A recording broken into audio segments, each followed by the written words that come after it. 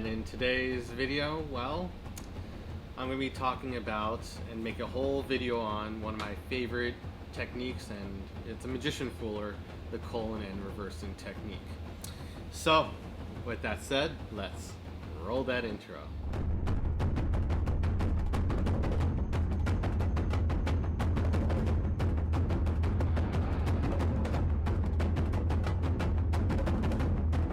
So what does the technique do? Well, in a casual manner, like culling, as I've covered 1 and 4 cards previously. Again, I recommend Coltzia's Roadrunner Cull for this. For basic applications, we've learned to cull cards and be able to do the basics, but taking it even further, being able to show all the cards, okay?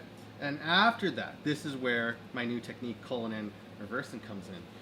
With very little cover, we are able to do amazing things. In one sense, we can actually square up the cards, and I know it's terrible hard to see on camera, but if I can lift it on up, you could actually see from here, 4 cards are actually reversed. And believe it or not, just that quickly is all 4 queens. And in one sense, that is an effect. And I did that in this manner because I didn't want to seem like I'm editing or anything of that nature. I want to give it to you dead on as it is. So we got in one sense, that could be one way of doing it, and another sense, one application technique, being able to show reverse cards upon command.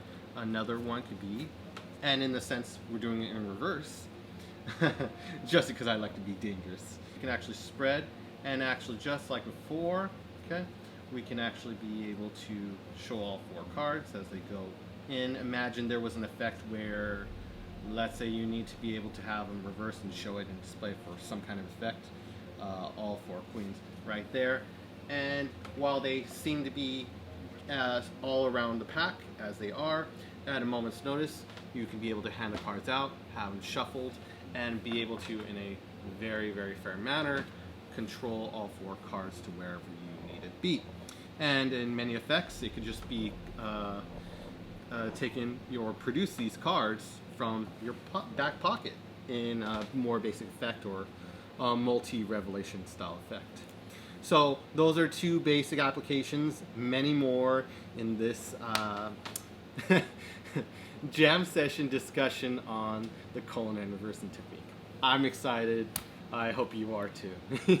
And one quick thing about this, where credit's due, it's loosely based on a half pass, so I do have to give credit to all people who did have passes or stuff of that nature. Gamblers, I'll credit them. Coltzia for the fundamentals of being able to cull, and then I myself have taken the techniques just further with the culling and reversing technique, which we're going to talk about publicly. Yay! And Daniel Madison on inspiring me on the cop, because that's what we're going to be using. We're going to be using Gambler's Cop for that, or you could swap to a Palm, which was credited to Divernon, or Eddie Factor as well for his Aces Up or Down, which was the initial effect I did. So, with all the crediting out of the way, I credited all I could. Let's jump into this effect, or rather slight. So, what this is essentially, as I gave in the credits, it's a kind of a half pass, but it's in a more clever way. I'll explain.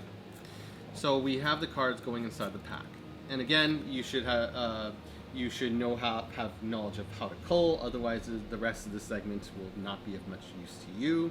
I have a video on it. Again, not as good as Coltzia's Roadrunner Cull. Go check out that DVD; it's amazing. So. That said, we're using a multi-cull to start out. We're not even in the technique. We're just doing the process for it. So it's more of an addition to the cull than anything else.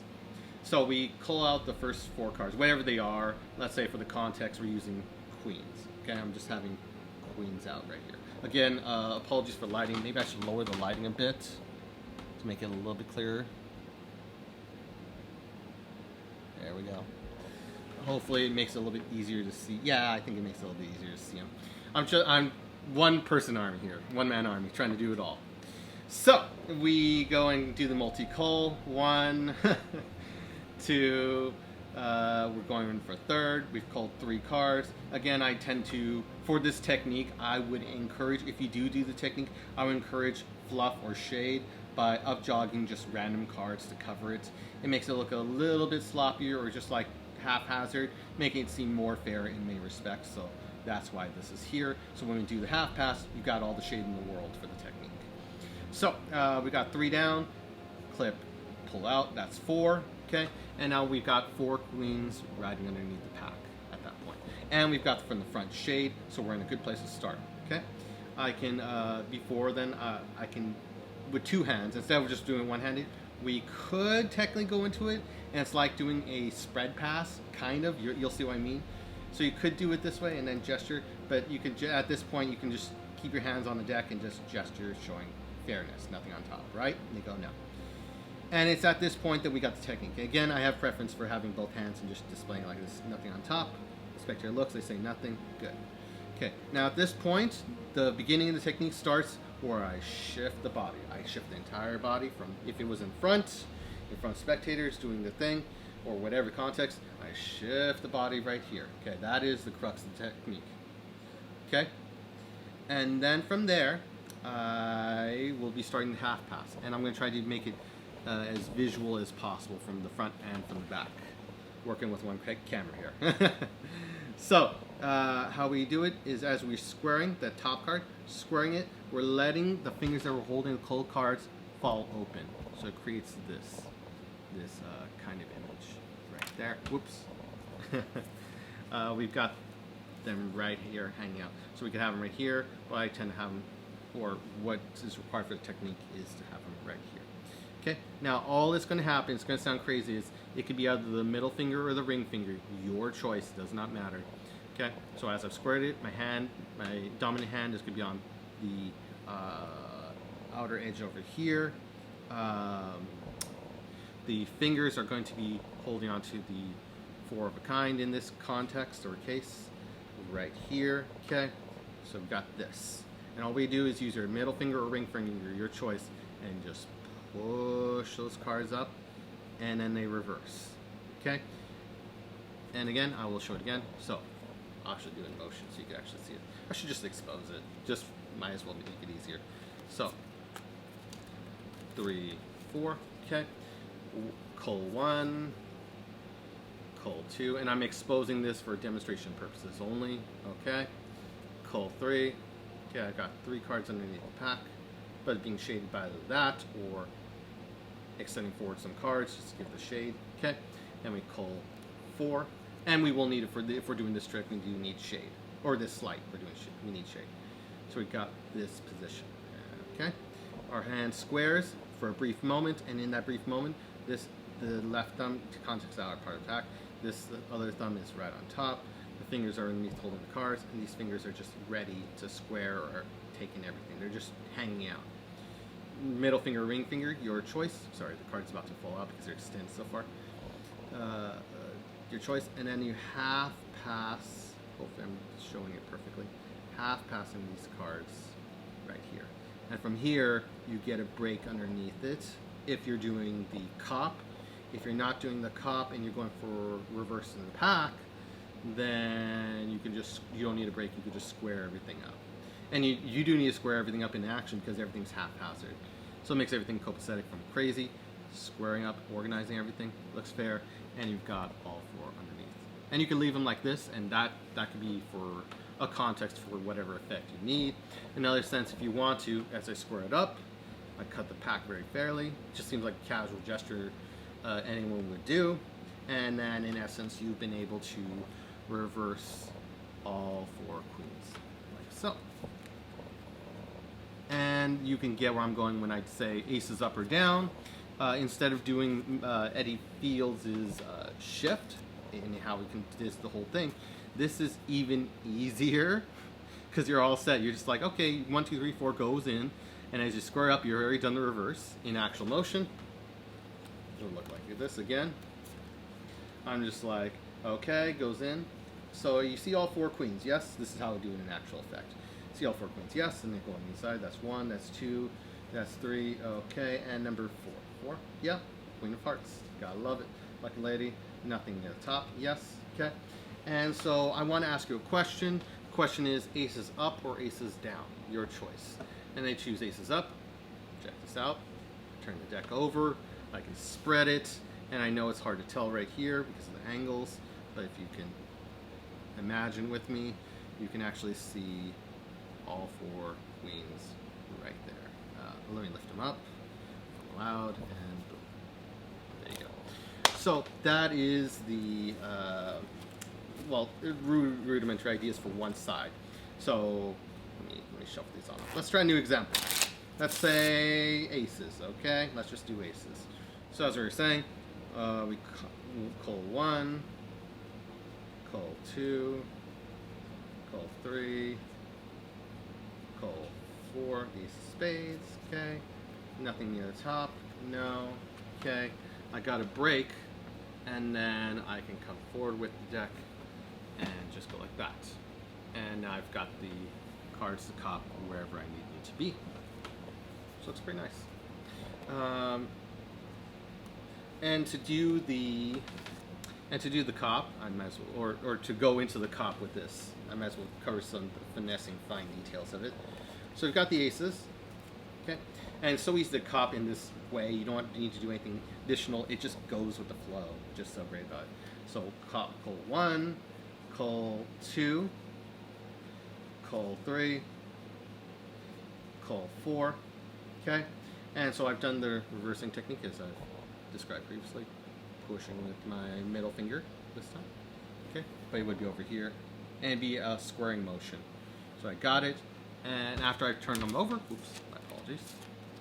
And after I've turned them over, okay, and I got a break as they were squaring up with the pack. I got a break underneath them. So then from here, like a simpler cop, you can cop however you like. There's so many different positions and ways of doing it. I just like Daniel Madison's kind of style with it. Though this might be different than his, but I just like his finesse with it that I've added. So from here, now that I've got him, I then pull it back into my hand. I use my middle finger and this part of the thumb of my hand, pad right here, whatever area you want to call this area. So I pull it back to this area, okay? I clip it on the lower phalange of my middle finger right here. I clip it right there, clip it with the palm, and I kind of give it a little squeeze so it gives that little O kind of thing. Just very lightly. Got it, just to secure it, I'm like, okay, I got it. The deck, so after it being put in there, the deck comes forward. Boom. Boom. Okay? No one can tell. And you're in a great position even though you're out this way. Okay? As long as you keep it with eye level. Again, angle sensitive. So I've done this surrounded. There's the great part. In the transitional style palm, if you keep it going and don't stop, no one can tell and no one's going to be following his hand if you have good audience management and direction. So I come forward, back into the hand, okay, clip it, come forward, got it there, I'm in this position, okay. Then as I come forward to the deck, or I've already asked the spectator, I've been gesturing with them, I can do the technique partially. It's called a half move. It was one of, I want to say, no, it wasn't Daryl's, it was, Daryl commented on that he liked it. The half move, I know someone's going to name it, it's from the, I'm forgetting his name at the moment. I'm going to write in the comments thing below. I'm going to annotate it. But anyways, half move, slowing down the move to break to halfway. Then you don't get caught. It's by Robert Klaus, I believe. I'm going to check later. I'm going to fix it. Anyways, so we got in a half move. We've done a half move in theory, where I got it right here, and then I've already suggested the spectator you shuffle cards. Okay, and as I come forward. So as I come forward, that my other hand just relaxes and can go south with the cards. And then I can make a comment, oh yeah, I also have prediction. And you're like, oh, but you can get caught by a gambler's cop because it's not angle proof. Well, audience direction, if I'm telling the audience to pay attention here, all their focus is here, and I'm leaving this area for the place to be focused on, and then I'm doing a continuous motion, and no one can even tell. It's so great that there's cards here. You don't have to worry about that. That's like the great part. going with it. I've done this trick where I included the original explanation of the Culling reversing technique with the trick F it. You could look it up on my channel and like card tricks. But I know I'm talking too much, so go forward, cop, go to pocket, go wherever you want, and that's the other side to it. It is a great technique. I'm not 100% sure if I fooled Newell with it. He just said it's one of the cleanest techniques I've ever seen you do. He won't give it to me. I'm not sure if I got him with it. I showed it to Koltzia when we were having like a little brief jam meeting or whatever. He was running his business. I know Koltzia works really hard.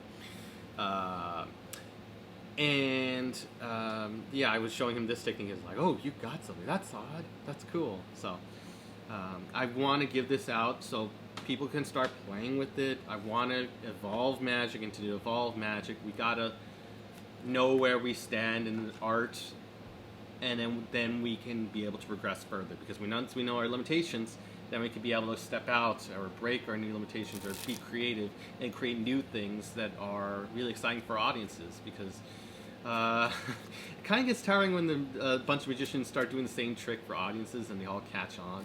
Is that all you guys do? And it's only card tricks? You know, we want to break out a bit. But that's just my opinion. So, one last time for the culling demonstration of culling and reversing, because I'd like to be holistic or give a full run through. Okay, so we got the 4 aces. One last run through. Ace 1, Ace 2, Ace 3, Ace 4. Okay, and we're going to do it in the reverse first. Okay, so cull 1. Okay, cull 2. Cull 3. Cull 4. Okay, I create that shade I need. Boom. Push over. Square up. I ask them up or down. Okay. And then we are able to just spread again. Well, I'll spread up here just because it's a little hard to see. And they said down in this case.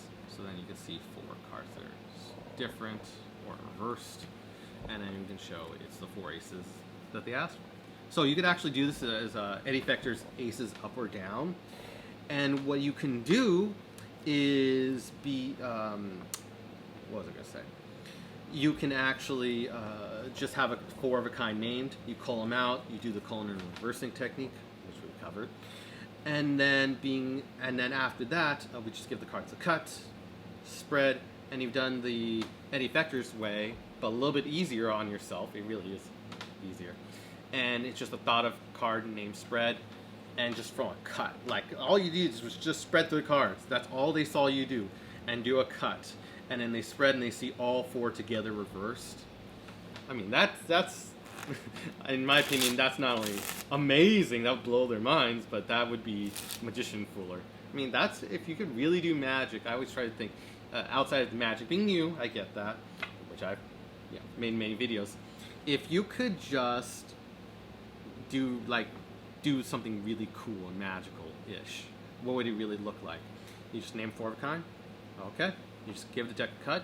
That seems like nothing. That wouldn't trigger any spectators or anything. I spread, and showing the reversed. Wow. Wow, that's cool. So that is for the reversed version, and I'm going to make a separate segment of this and put this for That's It 2.0. This is my own take on it. And now we're going to actually cover the context for a cop, or whatever you want to do with that. And one last time, it looks like this. Let's say kings. Let's go for kings, okay? I spread through, I see the king of hearts, okay? That'll be the first one, okay? Number 2 is king of spades, okay? And I can even mention you shuffle the cards, which they would normally shuffle the cards beforehand. Makes it a lot better. Great. So that's number 3, and then where's number 4? Okay, it's me at the top. Let me put this whole bunch of cards down so it seems more fair, okay? And they go, yeah, it seems fair, okay? And then I can have it squared up. And do you shuffle cards? I was going to ask you shuffle cards by chance? And they go, yeah. And I say, okay, give it a shuffle. Shuffle them on up. I'm really pushing that gambler's cop gesture here. Shuffle them on up while you're copping out. And then from there, you can go straight to pocket. Without this table, I would just go straight to pocket, using this as a context for cover. Normally go straight to my pocket and then say, I got a couple predictions. Were they these guys? Or that... or you could really be clever with it. In the opening, I believe I did transfer palm. And so I could be able to show this hand empty. And then went south with them. All four. So, that's it for the Culling and reversing technique. There are many more ideas. I've actually included them in a couple of my past routines, so you can actually check out and see where I included it in. And it's such a useful technique, and it's just so deceptive. No one sees anything, and you're able to get into position and to wherever you need to go, and you just looks like nothing even happened. And it's crazy. I maybe it's just me. Maybe I'm just really, really partial to it, as Harry Lorraine would say. But I love it. Anyways, with all that said, hoping everyone's having a wonderful day. This is Culling Reversing, my secret technique I wasn't supposed to reveal, but I hope everyone enjoys it. And if you haven't checked out this video or this video yet, definitely check them out. Give this video a like and a sub if you can, and see you in the next video.